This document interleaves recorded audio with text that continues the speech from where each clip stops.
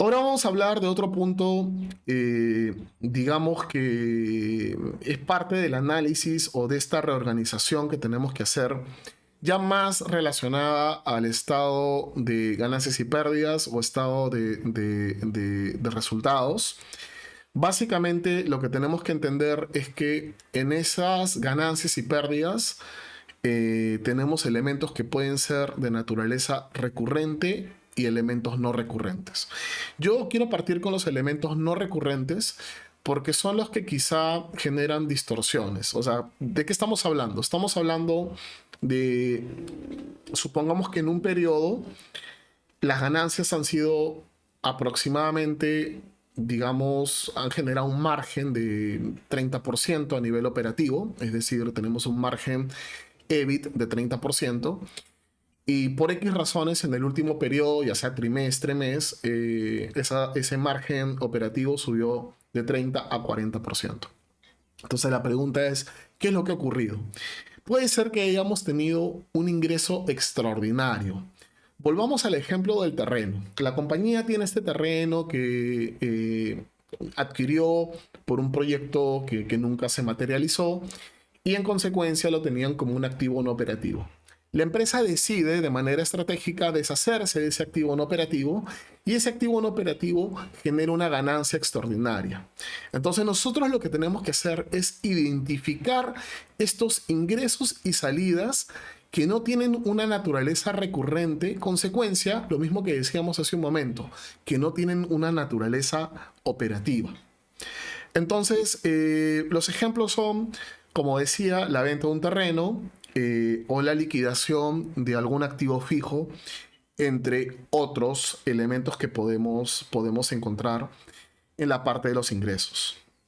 En la parte de las salidas, podemos encontrar temas como pago de demandas legales, pago de multas, temas regulatorios, entre otros. Es decir, salidas o gastos que hemos tenido en algún periodo específico y que han distorsionado nuestros márgenes de ganancia y que tienen una naturaleza no recurrente, muy puntual relacionado a alguna actividad que nuevamente no tiene una naturaleza operativa.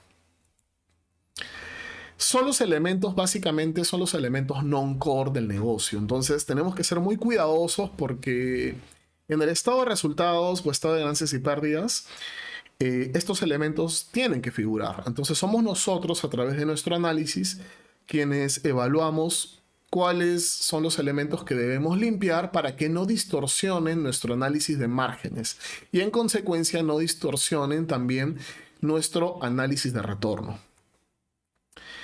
Entonces, para resumir, tenemos que tener mucho cuidado con ingresos y gastos que no estén relacionados al core business del negocio.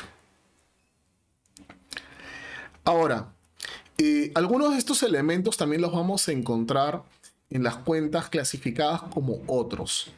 ¿A qué me refiero?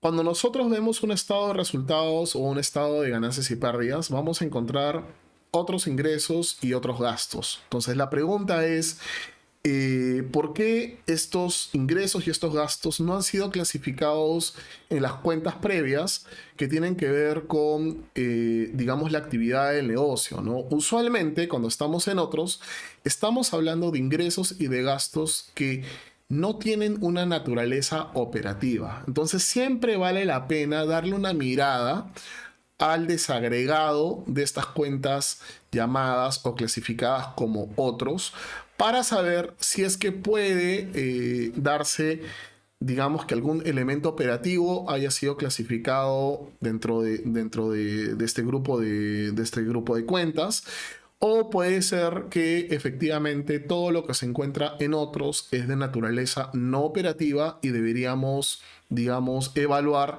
si es que lo mantenemos o no lo mantenemos en nuestro análisis. Entonces vale la pena,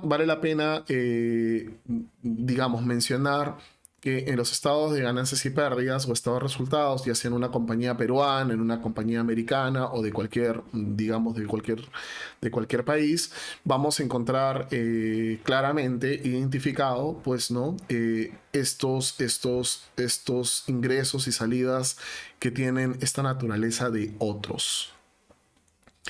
Entonces es importante a este punto, es importante, digamos, hacer una limpieza. Cuando hablamos de reorganización de los estados financieros, hemos hablado primero de la reorganización del balance o estado de situación financiera.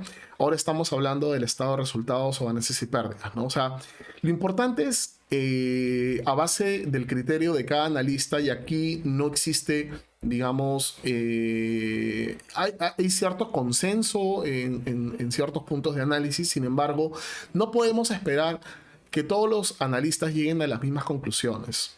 Acá lo importante, lo relevante es que cada analista, en base a su criterio, llegue a una reorganización que le permita de una u otra forma tener resultados en términos de márgenes, de retornos, que sean más limpios, ¿no? Eliminando cualquier cuenta que pueda generar algún nivel de distorsión.